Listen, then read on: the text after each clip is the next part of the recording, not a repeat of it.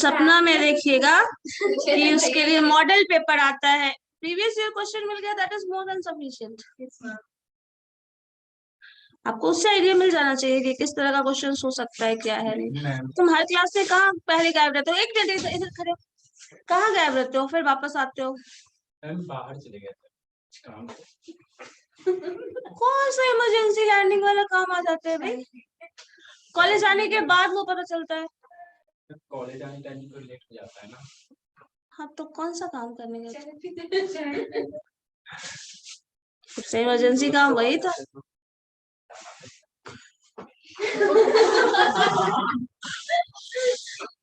गए ये तो समझ में आया, जाना पड़ता है मीन्स पढ़ना पड़ता भी है ना, तो पढ़ लेते हो। वाह, मेरे पास भी तुम्हारे बहुत सारी लॉजिक का बहुत सारा अच्छा अच्छा आंसर है, बट वो हम कभी बाद में देंगे। ऑन करो कैमरा सब लोग। हम टाइम पे आ गए। Roll number 48। हम लोग बहुत कुछ डिस्कस कर चुके हैं, ये लेट स्टार्ट हुआ है। स्टैटिक्स का क्लास सिर्फ ऑफलाइन करा दीजिए, ऑनलाइन डोंट वरी, कुछ दिन बाद सब ऑफलाइन, सब ऑफलाइन। तो ऑफलाइन सिर्फ ऑनलाइन है, ऑनलाइन ऑफलाइन कुछ ऑनलाइन नहीं होगा, एवरीथिंग इज ऑफलाइन। क्योंकि फिर लास्टली आपका क्लास आते आते बस थक जाता है। शाम कल वाली क्लास में 5 से 6। खैर अब जो भी है, क्या पता कैसे कैसे कर रहे हैं। चलो अब एग्जाम का सोचो, बाकी सब बाद में सोच लेना, नेक्स्ट सेमेस्टर में सोचना है ना। Depends on you.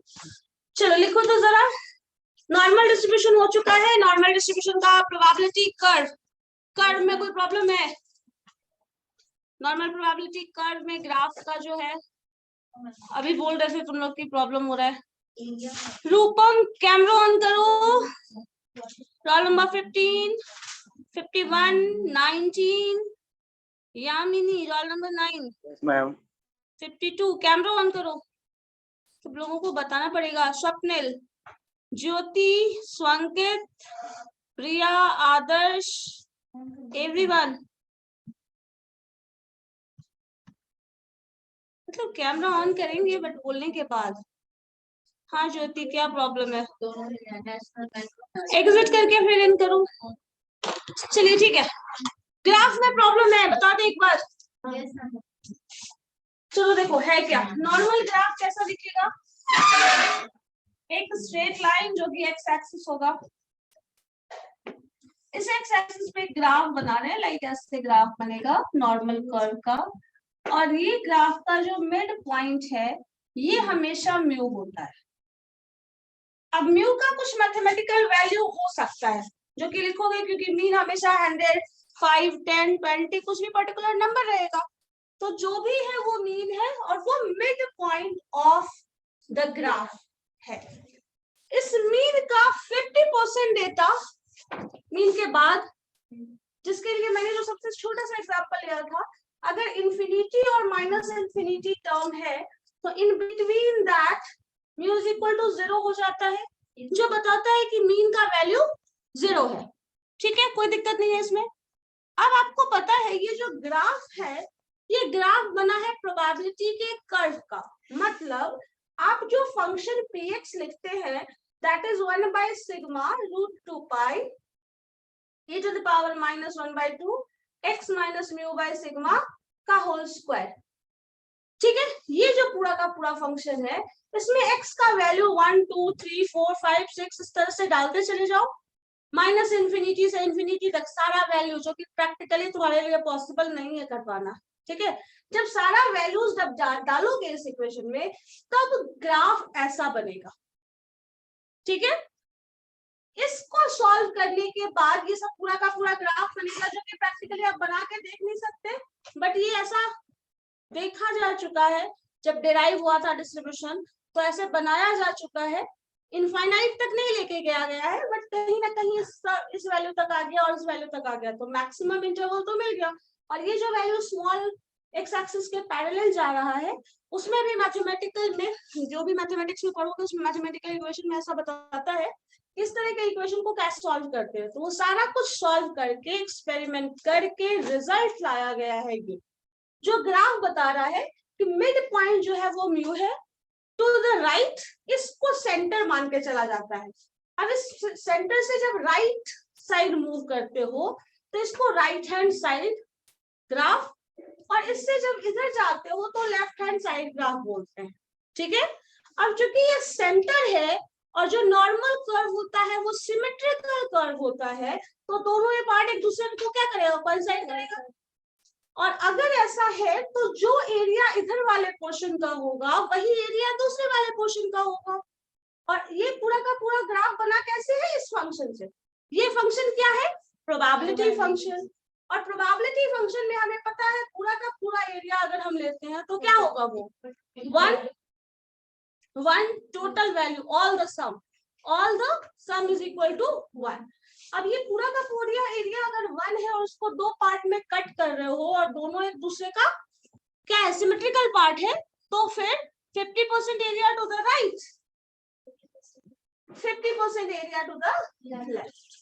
ठीक है, सिमेट्रिकल डिवीजन। अब रूम का पार्टीशन करो, कुछ भी ऐसा है जो पार्टीशन कर रहे हो। अब टोटल एरिया अगर 1 है तो 0.5 मतलब 1/2 क्या हो जाएगा, 0.5। तो 0.5 एरिया इधर और 0.5 एरिया इधर होता है। यही इसका मतलब ग्राफ में यही शो करता है। अब इस प्रॉपर्टी के बेसिस पे वैल्यू सॉल्व करके निकालने के लिए कभी कभी बोला जाता है और कभी कभी नहीं भी करना होता है। आपको उतना ज्यादा डिटेल में पढ़ना नहीं है, जो सिलेबस है उसके अकॉर्डिंग बहुत ज्यादा डिटेल में आपको ये चीज नहीं पढ़ना है।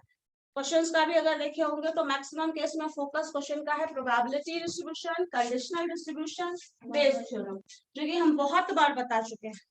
ठीक है, तो उसका सारा क्वेश्चन का जितना एग्जाम्पल है ऑलमोस्ट वो याद रखो, जो फॉर्मूला है डिस्क्रिप्शन है वो याद रखो, जो कि आपको बुक में भी लिखा हुआ है, मिल जाएगा।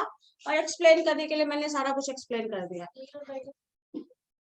मीन और हाँ, मीन और वेरिएंस शीट वाला बर्नौली डिस्ट्रीब्यूशन, बाइनोमियल डिस्ट्रीब्यूशन में ज्यादा क्वेश्चंस आपका है नहीं, बट हाँ सिलेबस में है तो पढ़ना है क्वेश्चन कहीं ना कहीं उसका। बाइनोमियल डिस्ट्रीब्यूशन से प्रोबेबिलिटी का क्वेश्चन आ सकता है, अगर पढ़े हो तो बना लोगे, नहीं पढ़े हो तो फिर सर पकड़ के बैठो, यही ऑप्शन है। फिर आपके पास बाइनोमियल में तो पूछेगा, बाइनोमियल से ही पूछेगा, बर्नौली से पूछा नहीं जा सकता बहुत ज्यादा, क्योंकि उसका हो सकता है उससे ऑब्जेक्टिव क्वेश्चन पूछ लिया जाए। ये मत सोच के चलना कि जो क्वेश्चन जिस तरह का है एग्जैक्टली वैसा ही पूछा जाएगा, वो सिर्फ रेफरेंस के लिए है, सेम फोटोकॉपी नहीं आने वाला है और सेम पैटर्न भी फॉलो होगा नहीं होगा, कुछ ना कुछ वेरिएशन हमेशा क्वेश्चन में आता है। ठीक है, वेरिएशन हम लोग पढ़े भी है तो पता होना चाहिए कि ऐसा है, ये रेफरेंस पॉइंट लेके चला जा सकता है, बट उसमें कुछ भी उससे थोड़ा आगे एक्सटेंडेड फॉर्म में पढ़ो, उससे थोड़ा पीछे भी जाके पढ़ो, क्योंकि सिर्फ वो रेफरेंस है, पूरा का पूरा क्वेश्चन नहीं है। ठीक है, ये चीज ध्यान रखना। तो उससे न्यूमेरिकल क्वेश्चन ऑब्जेक्टिव पूछा जा सकता है, बर्नौली से भी, बाइनोमियल से भी पूछा जा सकता है। मीन वेरिएंस सबका याद रखो, जो मैंने टेबल बनवाया था पीडीएफ, रेंज, पैरामीटर, वो सारा टर्म याद रखो, ऑब्जेक्टिव में वो इंपॉर्टेंट है। और बाकी सब जो लैंग्वेज देखे हैं क्वेश्चंस तो वो तो है ही। ठीक है, तो अब मेरा मोटिव ये है कि आपको मैं पहले सारा क्वेश्चंस करा दूं, उसके बाद फिर जो पोर्शन थोड़ा सा बचा हुआ है, एक डिस्क्रिप्शन देना है मुझे, सिर्फ वो लैंग्वेज बेस्ड है टोटली। फोरकास्टिंग, जो शॉर्ट नोट्स लिखने के लिए कुछ फोरकास्टिंग का टर्म आता है, और एक एस्टिमेशन, मतलब वो एक 2-3 पेज का बस कहानी पढ़ना है, टर्म्स हम समझा देंगे है क्या मतलब उसका, और उसको आपको जो भी लिखना है वो लैंग्वेज बेस्ड है। लेकिन ये ध्यान रखना, मैंने पहले भी आपको कहा, जस्ट पहले, प्रैक्टिकल मतलब numerical based question, derivation based question, result based, ये ही क्वेश्चन सॉल्व करना अगर आता है तो, प्रोवाइडेड। बिकॉज अगर नहीं आता है तो फिर आपके पास ऑप्शन नहीं है, जो रामायण लिखना है लिख लो, बट बिजनेस स्टैटिस्टिक्स में उससे मार्क्स बहुत अच्छा नहीं आते। ठीक है, लैंग्वेज बेस्ड क्वेश्चन अगर करते हो, जैसे डिस्क्रिप्शन देना है, अब मान लो इसमें डिस्क्रिप्शन किसका देना है ये भी इंपॉर्टेंट है, मान लीजिए शॉर्ट नोट्स बोला जाए लिखने के लिए बाइनोमियल डिस्ट्रीब्यूशन पे, तो बाइनोमियल डिस्ट्रीब्यूशन पे शॉर्ट नोट्स लिखना क्या लैंग्वेज होगा? नहीं होगा, क्योंकि आप बाइनोमियल डिस्ट्रीब्यूशन क्या है, कैसे डिराइव हुआ, किसने किया, ये लिखेंगे, डिस्ट्रीब्यूशन फंक्शन लिखेंगे, उसका मीन वेरिएंस वगैरह कैलकुलेट करेंगे, तो फिर वो कैसा क्वेश्चन है? लैंग्वेज बेस्ड नहीं है, वो डिराइवेशन बेस्ड है, रिलेशन है न्यूमेरिकल। तो उस तरह के क्वेश्चन को अटेम्प्ट करोगे, अच्छा मार्क्स आएगा। लेकिन अब सपोज प्राइमरी डेटा को डिस्क्राइब करने बोला जाए, तो अब ये पूरी तरह लैंग्वेज बेस्ड है, पूरी तरह लैंग्वेज बेस्ड है, और जिसमें तुम क्या क्या लिखोगे, एक ही बात 10 बार लिखोगे कि क्या करोगे हमको नहीं पता, ये भी करते हैं बहुत लोग, depending on the marks. Ma'am 2 line का आंसर आता है, तो फिर कैसे बनेगा? 2 लाइन कहाँ आंसर आता है? कौन क्वेश्चन में? उसको 2 लाइन का आंसर आएगा तो वो 10 पे लिखना रहेगा तो 10 बार रिपीट होगा ना। वही बात है, तो अब उसके लिए मेरे पास कोई सॉल्यूशन नहीं। तुम exception Oh my God. 2 line का क्वेश्चन ही आता है तो फिर बात ही खत्म।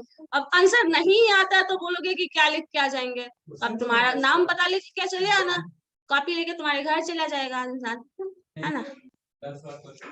ठीक है, तो हमको क्वेश्चन शुरू करते हैं, क्वेश्चंस बताना। क्वेश्चंस है ना सबके पास? नहीं, ठीक है, हम ग्रुप में शेयर कर रहे हैं, क्वेश्चंस देखना, और हम क्वेश्चंस बता रहे हैं आपको। 1 मिनट, क्या हो गया?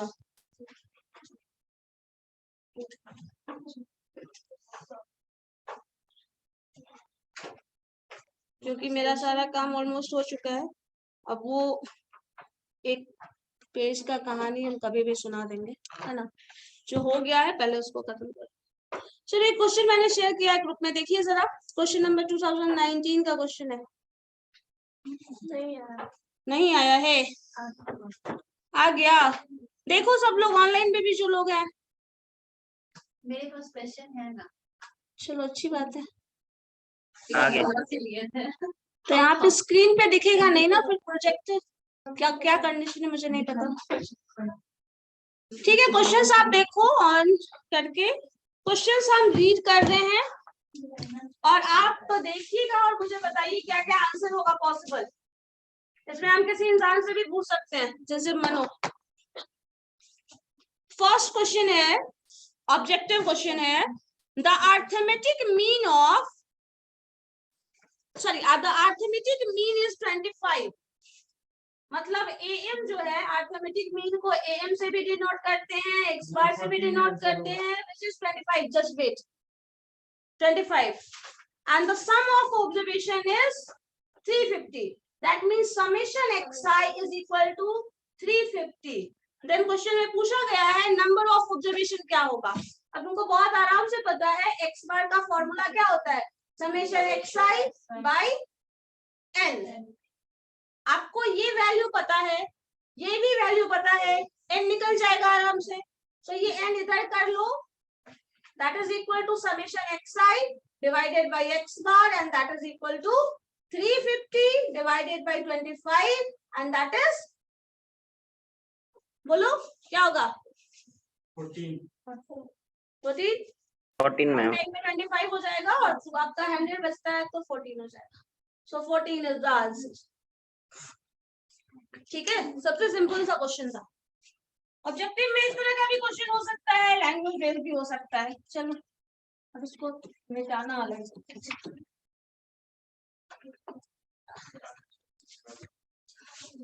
चलो फोन रखो तुम। चलो नेक्स्ट क्वेश्चन क्या है देखो जरा। सेकेंड क्वेश्चन है, the value of summation fx is 180। तो क्या है?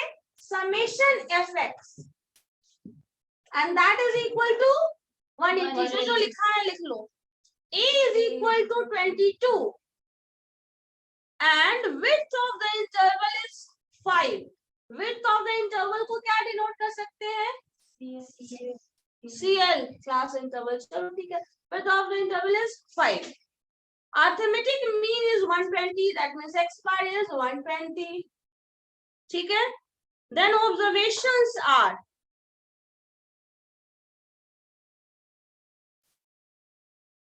बताओ क्या होगा।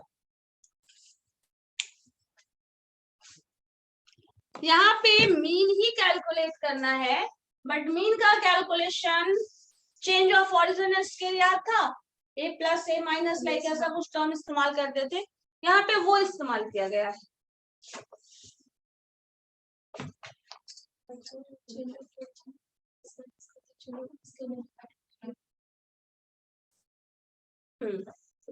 चेंज ऑफ ओरिजिन यहाँ पे ए का वैल्यू 22 दिया है,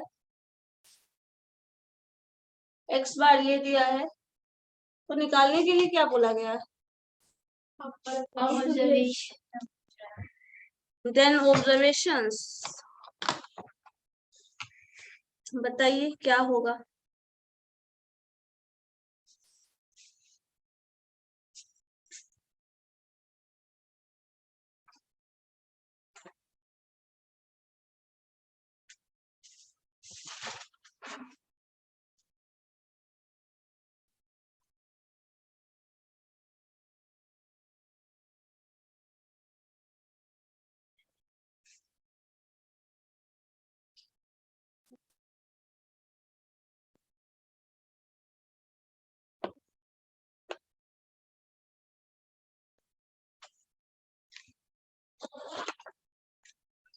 बताओ,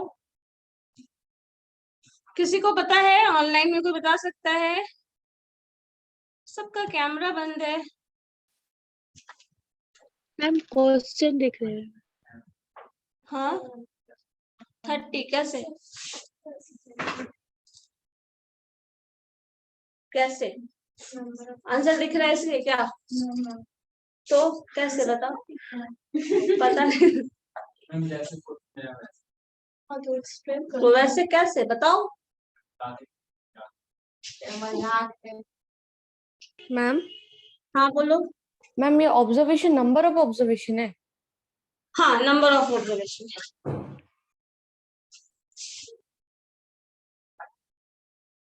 कुछ कुछ गलत भी प्रिंट कर देता है कभी कभी यूनिवर्सिटी, हालांकि ऐसा होना नहीं चाहिए, but sometimes you need to understand.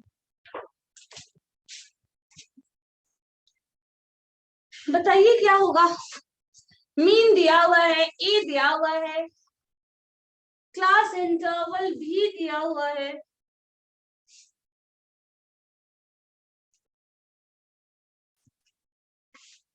Ma'am सी का आंसर है 30। सी का आंसर पहले इसमें कर ले, ये तो बता लो। हाँ तो कुछ कॉपी करके सॉल्व करके दिखाओ, चलो ला तो सॉल्व करके दिखाओ, कॉपी में सॉल्व करके दिखाओ। बस कैसे होगा, लंबी सी तरह लो, सिंपलीफिकेशन करके दिखाओ। करो अभी करो। हाँ अभी अभी करके मुझे बताइए विद इन 2 मिनट्स। मैम हाँ बोलो। मैम एफएक्स के प्लेस में समेशन ऑफ एफडी होना चाहिए ना, क्योंकि जब एज्यूम मिल लेते हैं तो हाँ हाँ एक- ठीक है वही होगा। एज्यूमिंग मेथड, एज्यूमिंग मेथड तो है ही, obvious सी बट बात है। मैम समेशन एफएक्स है ना, तो समेशन हाँ एफडी होना ठीक है, चाहिए। इसको एफ एक्स दिया हुआ है, ये प्रॉब्लम आपको है ना। यस मैम, एफ एक्स नहीं एफ डी होना चाहिए। डी होना चाहिए ना मैम। एफ डी बना करके बनाओ बनाओ। मैम एफएक्स को एफडी कैसे बनाए? उसको डी मान के चलो, कभी कभी कुछ कुछ गलत भी लिखा होता है, कभी कभी मिसप्रिंट नाम का भी कोई चीज होता है समटाइम्स। हालांकि ये कम है, एक और क्वेश्चन था जिसमें बहुत ज्यादा ही था।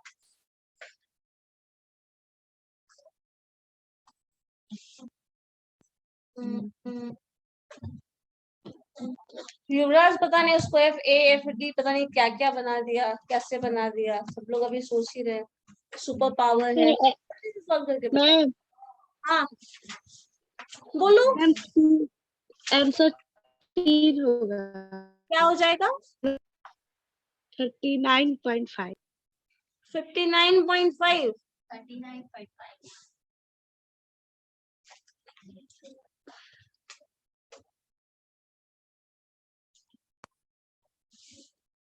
सब कहाँ गया पढ़ा लिखा हुआ तुम लोगों का? तो बहुत पुराना है, नहीं हमारा तो बन भी गया,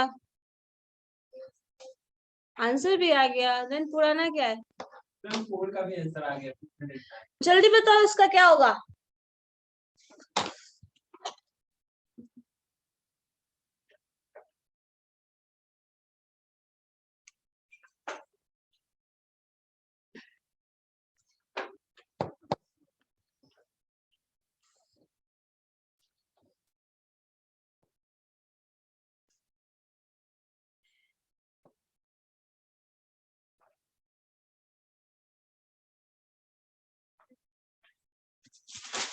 इतना मुश्किल है क्या? एज्यूम मीन का फॉर्मूला याद है सबको?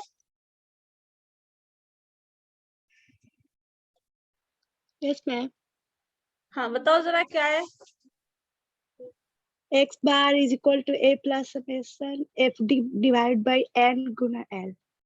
गुना एल, आई ना? चलो आई सर। आई बताइए क्या है? X bar is equal to a plus summation f d n into i. और कुछ है? अब आपको ये पता ही है, ये पता ही है, ये पता ही है, ये पता ही है, तो क्या एन नहीं निकलेगा?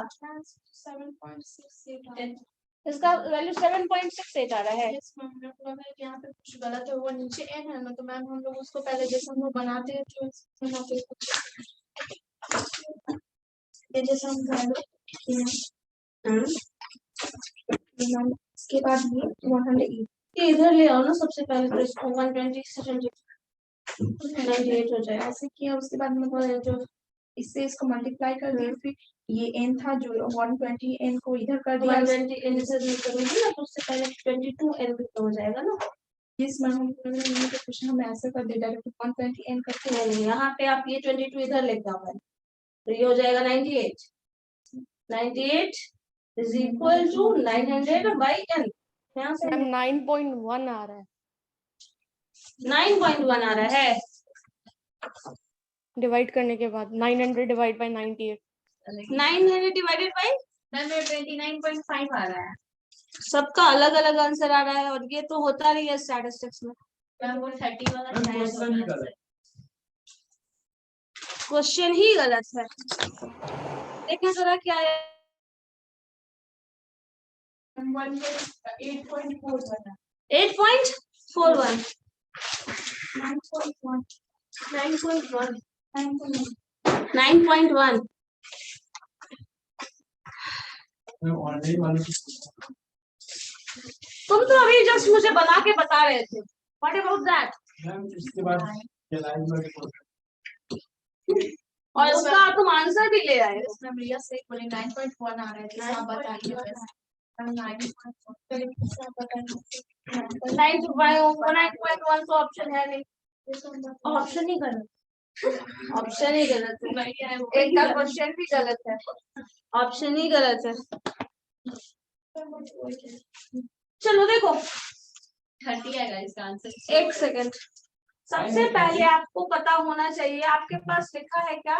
एक मिनट हम दोबारा से लिख दे रहे हैं। Summation f x is equal to 1 a is equal to 22, ठीक है। C l is equal to, जैसे आई लिख रहे हो क्या है 5, and x bar is equal to 120, ठीक है। निकालना आपको सिर्फ एन है, ठीक है। तो एन निकालने का सबसे सिंपल सा तरीका है, आप इन दोनों इंफॉर्मेशन का इस्तेमाल कर लो।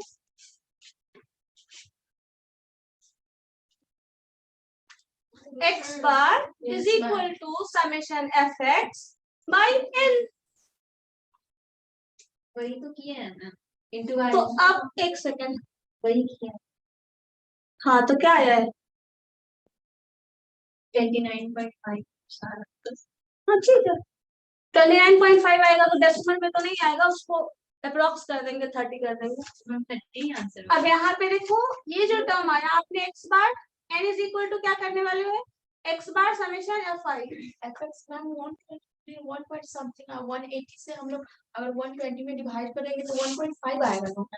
हाँ, एक मिनट रुको, तो पहले कंडीशन सारा कुछ चेक करना पड़ेगा ना, जो जो इंफॉर्मेशन है सबका इस्तेमाल करना है। तो अब देखो, सबसे पहले कुछ भी समझ में नहीं आ रहा है, आपको एक्स पता है, एफ का कुछ वैल्यू है, हमें नहीं पता एग्जैक्टली क्या है, और ये टर्म इस क्वेश्चन में बहुत कुछ है जो क्लियर नहीं है।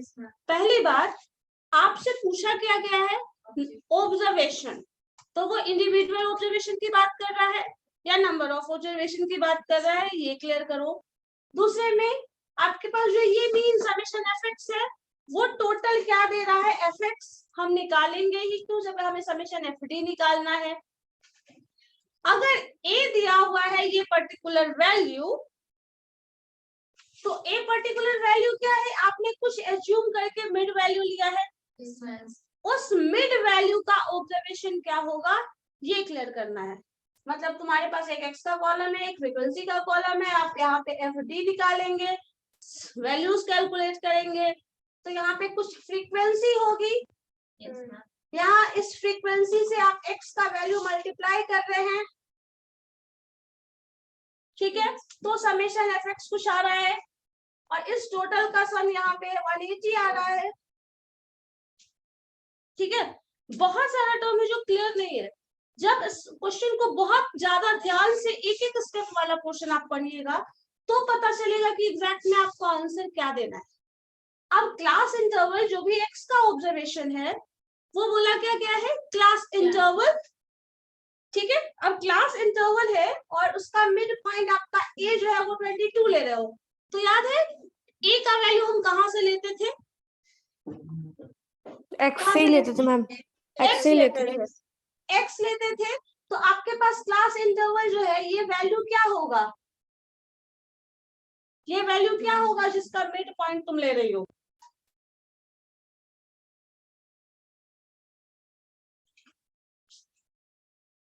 ये जो ए आता है, आप एक्स जो लेते थे वो क्या करते थे, upper limit plus lower limit divided by 2, ठीक है, और उन दोनों का इंटरवल है 5, इसमें से कुछ एक वैल्यू ए तुम ले रहे हो, यही है ना। तब इसको सिंप्लीफाई करना है, एक ही मार्क्स, 2 मार्क्स का है, तो उससे क्या मतलब है, समझ में तो आना चाहिए।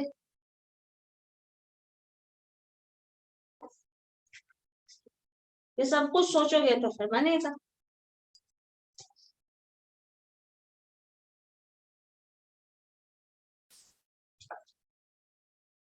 मैंने इसीलिए सबसे शुरू में पढ़ाया था ना, तो आपको बताया था कि प्रोसेस याद रखना, किस स्टेप के बाद कौन सा प्रोसेस होगा और उस प्रोसेस को हम लोग क्यों इस्तेमाल कर रहे हैं, तो आपका रिजल्ट आ जाएगा।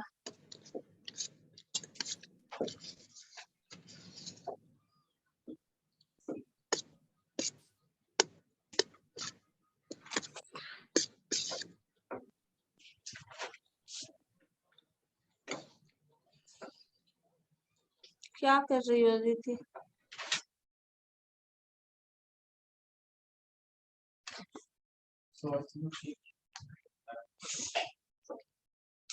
Go and ask.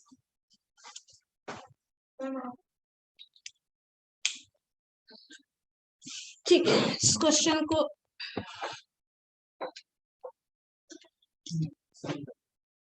क्वेश्चन गलत नहीं है, क्वेश्चन सही है, कंफ्यूजन टाइप क्वेश्चन, क्वेश्चन बिल्कुल सही है। सर ऑप्शंस गलत,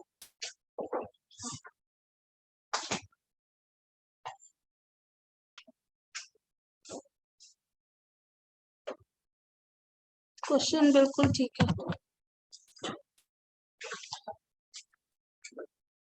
ठीक है। इस क्वेश्चन को रहने दो, उस क्वेश्चन को समझने के लिए हम एक बार पूरा प्रोसेस से बता देंगे, फिर कराना। हाँ, कल के क्लास में बता देंगे। नेक्स्ट क्वेश्चन नहीं होगा, नहीं होगा, प्रोसेस बताएंगे ना, वो बैक जाके हम पूरा डेटा के साथ बता देंगे। लिखो नेक्स्ट, सी क्वेश्चन देखो जरा। The sum of values of data is divisible by total number of values is used to calculate। अब बताओ, इसमें बताने की तो जरूरत है नहीं, क्या है? Arithmetic mean. मीन और अर्थमेटिक मीन दोनों ही बोल सकते हो, लेकिन मीन वर्ड बोलोगे तो बहुत सारा कंफ्यूजन, क्योंकि सब में मीन ही है। So total number of some divided by total number of values, तो मीन हो जाएगा, अर्थमेटिक मीन होगा। चलो क्वेश्चन नंबर डी आइए। The number of observation is 11 and the value of arithmetic mean is 19. The number of observation is 11 and the value of arithmetic mean is 9. Then sum of all the values. ठीक है, कुछ नहीं करना है, multiply कर देना है बस, हो जाएगा ना। डी, डी के आंसर में किसी को प्रॉब्लम है? नहीं है ना, चलो ठीक है।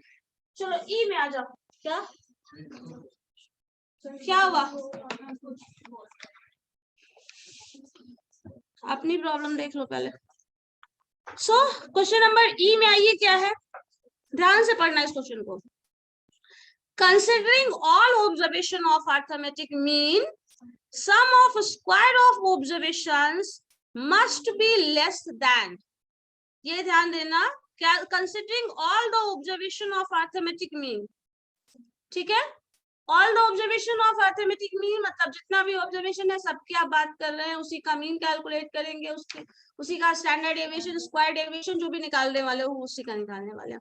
तो sum of square of deviation must be less than, sum of square of deviation का मतलब है, स्क्वायर ऑफ डेविएशन क्या होता है? Deviation is xi minus x bar, square of deviation is this one, and sum of square that means summation over this. सबसे पहले x minus x bar that is deviation, square of deviation means the square of this term, ये term, और उसका summation, sum of square of deviation, and this is less than what? अब option पढ़ो, sum of multiple of other quantities, sum of deviation of from other quantities, sum of square from other quantities, cumulative frequency from other quantities। समझ में आया कुछ? Ma'am B, B सही है। Sum of b नहीं, sum of deviation from other quantities नहीं करोगे, sum of square of other quantities करोगे। लेकिन ऑप्शन सी भी सही नहीं है लिखा, एक वर्ड उसमें मिस कर दिया, सम ऑफ स्क्वायर ऑफ डेविएशन होना चाहिए। मैम एक प्रॉपर्टी था ना जिसमें आपने बोले थे कि सम स्क्वायर वाला जो था, सेकंड प्रॉपर्टी जो था, sum of square of deviation is minimum from mean, ठीक है। तो ये उसका मतलब यही था, sum of square of deviation ये निकाले, और अगर इसी में हम sum of square of deviation निकालते हैं, ये x बार ना हो के यहाँ पे मीडियन हो जाता है, या मोड हो जाता है, या फिर कुछ और भी टर्म लिखते हो, आर्बिट्रेरी नंबर लिख लेते हो, स्क्वायर कर देते हो, तो this will be greater than this one, that means this term is less than all the other quantities, जो वर्ड वहां पे लिखा है। लेकिन अगर ऑप्शन के हिसाब से देखें तो मेरे हिसाब से इस ऑप्शन में कोई भी करेक्ट नहीं है, क्योंकि एक वर्ड मिसिंग है, जिसकी वजह से सेकंड ऑप्शन करेक्ट नहीं हो रहा है और थर्ड भी नहीं हो रहा है। देखो फर्स्ट क्वेश्चन में क्या है, sum of multiple of other quantities, क्या ऐसा है? नहीं। सेकंड क्वेश्चन, सेकंड ऑप्शन में आ जाओ, sum of deviation from the other quantities, sum of deviation from other quantities नहीं होता है, sum of square of deviation from other quantities होता है, ठीक है। थर्ड ऑप्शन में आइए, sum of squares from other quantities, sum of squares तो लिख दिया है बट डेविएशन नहीं लिखा है, तो sum of square of deviation from other quantities होगा, ठीक है। तो यहाँ पे जो मोस्ट एक्यूरेट लगे वो ऑप्शन लगा देना, क्योंकि और कोई ऑप्शन नहीं है आपके पास, कोई एक ऑप्शन डाल सकना ही है। लास्ट है cumulative frequency from other quantities, ये तो है ही नहीं। सेकंड और थर्ड में दोनों में कोई एक वर्ड है जो मिसिंग है, ठीक है। तो sum of square from other quantities, sum of square of deviation word होना चाहिए, डेविएशन वर्ड नहीं है तो फिर वो भी गलत, ठीक है। बट कोई एग्जैक्टली करेक्ट नहीं है, ठीक है, समझ लीजिए फिर यहाँ पे क्या करना है। बट आंसर क्या होगा, sum of square of deviation from other quantities. इसको कहीं लिख लेना, याद रखना, नोट रखना। मैम एक बार फिर से बता दीजिए ना। ऑप्शन ए होगा, रिया ऑप्शन ए होगा? No ma'am. नहीं, ऑप्शन बी। बी में देखो मैम क्या लिखा है, ऑप्शन ए का मतलब है क्या sum of multiple sum of of other? Multiple of other quantities. Sum of multiple of other quantities क्या बोल रहा है? कुछ भी, कोई भी अदर क्वांटिटीज मींस यहाँ मीडियन मोड है, सॉरी मीडियन मोड बोल लो, तो मीडियन मोड का प्रोडक्ट होता है क्या? Multiple means this into this, multiple of other quantities, जो कि नहीं होगा। नेक्स्ट में आ जाओ, sum of deviation from other quantities. Sum of deviation का मतलब होता है, deviation is xi minus x bar, ठीक है? Yes ma'am. यहाँ xi माइनस x बार नहीं है, अदर क्वांटिटीज बोल रहा है तो मीडियन ले लो, xi माइनस x बार और समेशन। लेकिन xi माइनस x बार समेशन क्या होता है? ये टर्म होगा, डेविएशन है सम है, लेकिन कुछ वैल्यू होगा इसका, और ये टर्म जो ले रहे हो स्क्वायर कर रहे हो, तो ये कहीं ना कहीं मीन को रेफर, सॉरी वेरिएंस को रेफर करता है, ये वेरिएंस को रेफर करता है। ये sum of deviation from mean, from median, from mode होता है, ठीक है? तो ये वैल्यू जो है वो ग्रेटर होगा इससे हमेशा, क्योंकि कुछ वैल्यू ले रहे हो फिर स्क्वायर कर रहे हो फिर सम कर रहे हो, तो ये ऑब्वियसली ज्यादा होगा। लेकिन क्वेश्चन में क्या लिखा है? This term should be less than this, यही है ना, sum of deviation from other quantities, यही हुआ। लेकिन अगर इसमें स्क्वायर होता तो ये करेक्ट हो सकता था, लेकिन इस क्वेश्चन के ऑप्शन में क्या लिखा है? Sum of deviation from other quantities, ठीक है रिया, समझ आया? Yes ma'am. Second ma'am option. Ma'am एक तो था ना कि समेशन ऑफ, मतलब वही summation of xi minus x bar का स्क्वायर वो मिनिमम होगा, वो किस केस में था मैम? वो मिनिमम होगा, यही बोल रहा है ना, वो मिनिमम होगा, that means that this is less than every other term। ये मिनिमम होने का मतलब क्या है?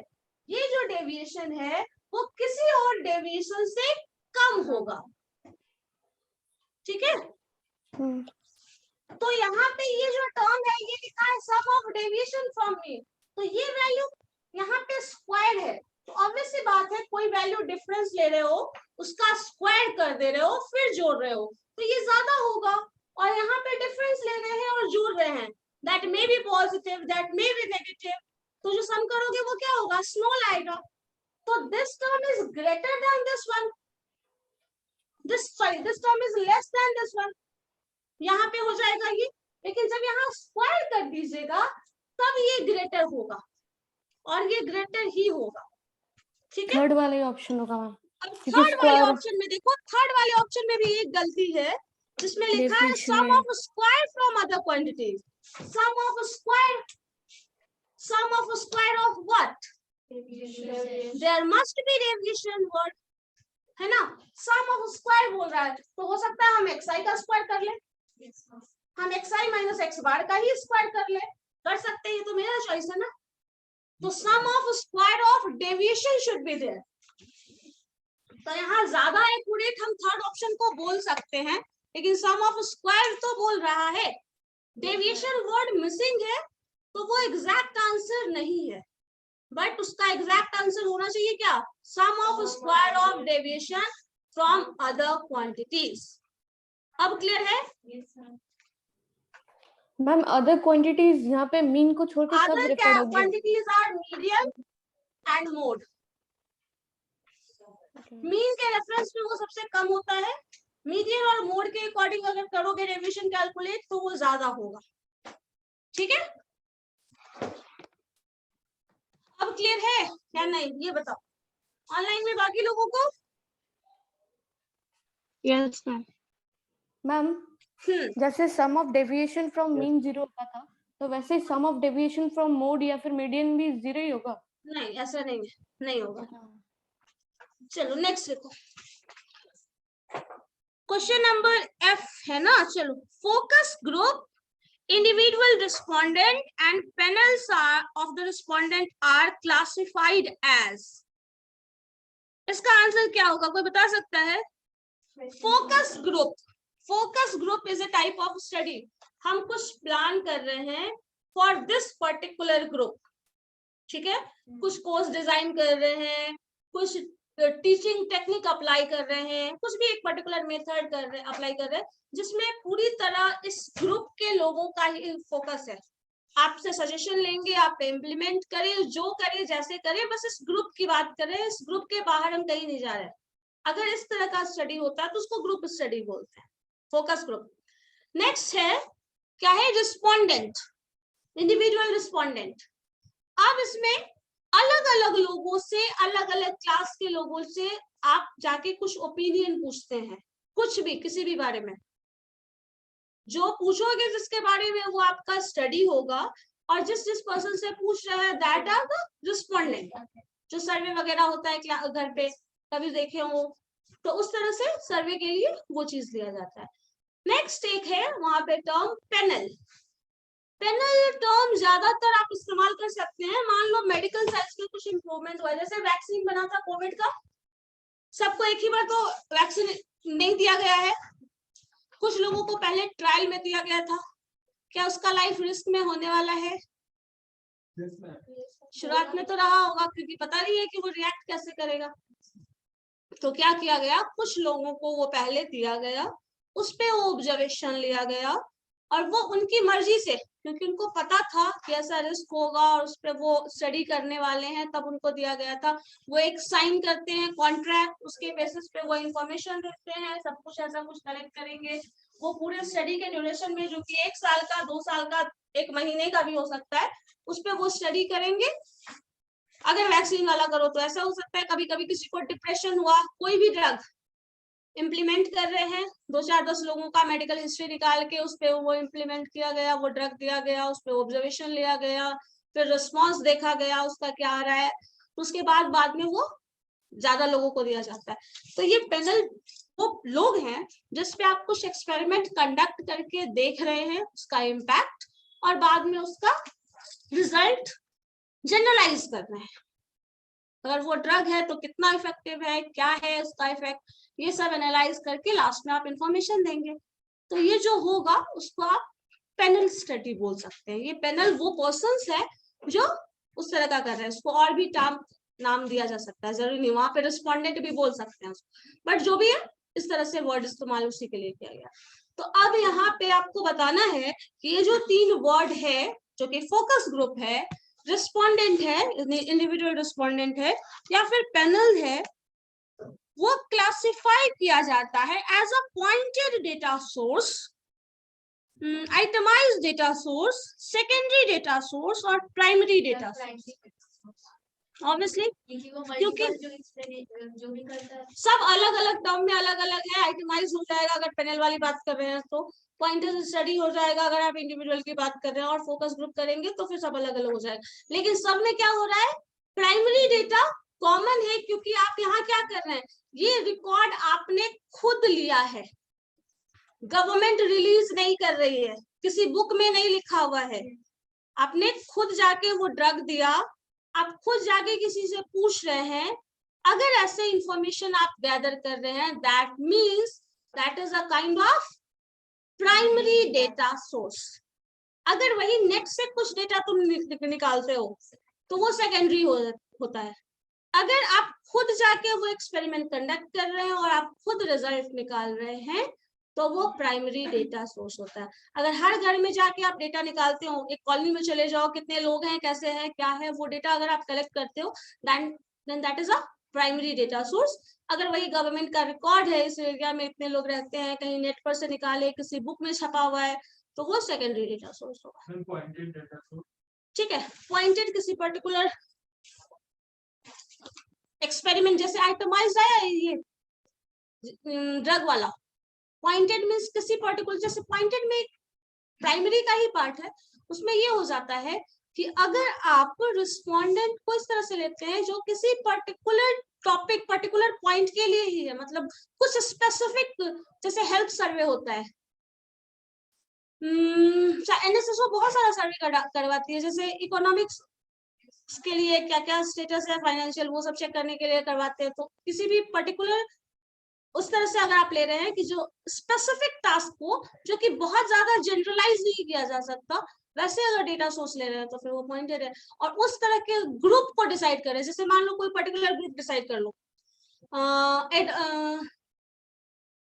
जिसका एज वो फिर जनरल हो जाएगा, उसमें सब आ जाता है, क्योंकि वर्किंग जो ग्रुप है ना वो बहुत वाइड है, 20 साल से लेके 70 साल तक भी लोग काम करते हैं, तो फिर उसमें आप नहीं बोल सकते। जैसे किसी पर्टिकुलर एज ग्रुप के लिए कर दे, बच्चों के लिए कर दे हेल्थ सर्वे, मान लीजिए न्यूट्रिशनल डिफिशियंसी का क्या है, कैसे हो सकते हैं कि इसमें मल्टीपल मतलब पीपल नहीं ले सकते ना, पीपल्स होंगे, बट एक पर्टिकुलर ग्रुप डिसाइडेड है, एज डिसाइडेड है, कुछ भी स्पेसिफिक डिसाइडेड, या सिर्फ पर्टिकुलर पॉइंट, जैसे मान लो कॉलेज में कुछ नया कोर्स इम्प्लीमेंट हुआ तो उस पे ओपिनियन मांग रहे हैं, तो इस पर्टिकुलर पॉइंट पे आप ओपिनियंस मांग रहे हैं सारा कुछ, हाँ, तो उसके लिए बात करते हैं।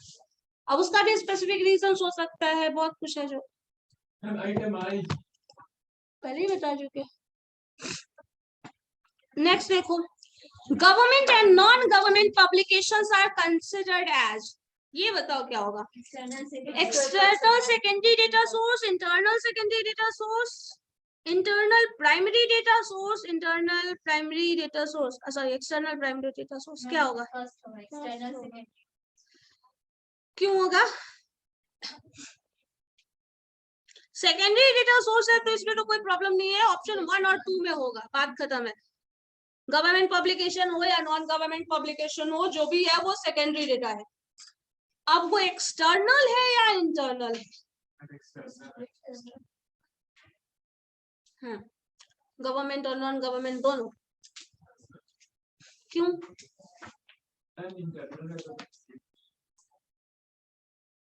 क्योंकि मैम इसको मैंने पहले से कलेक्ट करके नहीं रखा है, मतलब ये गवर्नमेंट इशू कर रही है तो वो बाहर से ही आ रही है। गवर्नमेंट और नॉन गवर्नमेंट होता है, वो कुछ मतलब एक्सटर्नल ही एक्सपोज या पब्लिकेशन करते हैं, किसी का इंटरनल कुछ नहीं कर सकते, मतलब डाटा जैसे बजट होता है तो वो मैम एक्सटर्नल हुआ है, ऐसे बोल सकते हैं ना, जैसे बजट तैयार होता है वो पब्लिकेशन होता है तो वो तो एक्सटर्नल हो गया, इंटरनल तो वो कोई इन्फॉर्मेशन नहीं, इंटरनल मीन्स होता है किसी का मतलब पर्सनल इन्फॉर्मेशन, वो तो गवर्नमेंट नहीं ना पब्लिश करती, तो ऐसे बोल सकते हैं। जो हम लोग पब्लिक यूज की बात करते हैं उसके लिए रिलीज किया जाता है तो फिर एक्सटर्नल डेटा सोर्स। चलो ठीक है, हो गया। नेक्स्ट जी के बाद एच है, हाँ ये तो बहुत आसान सा क्वेश्चन है, formula of coefficient of range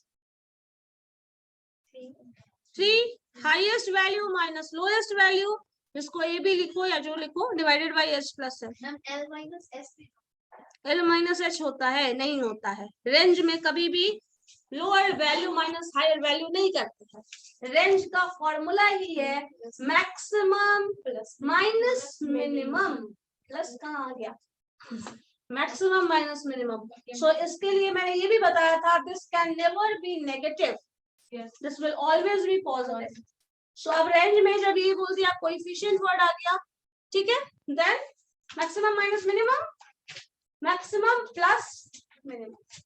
so ये वैल्यू यहाँ पे हाईएस्ट वैल्यू लिखा है h minus L h plus L, हो गया। चलो नेक्स्ट क्वेश्चन देखो।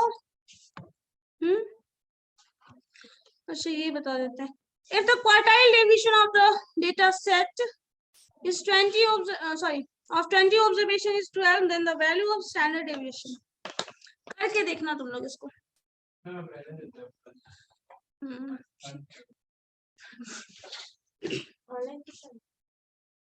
23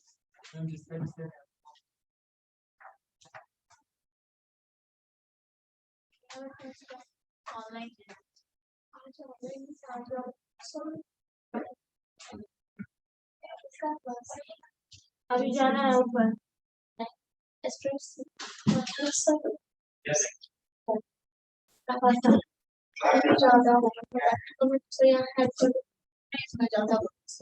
क्वेश्चन और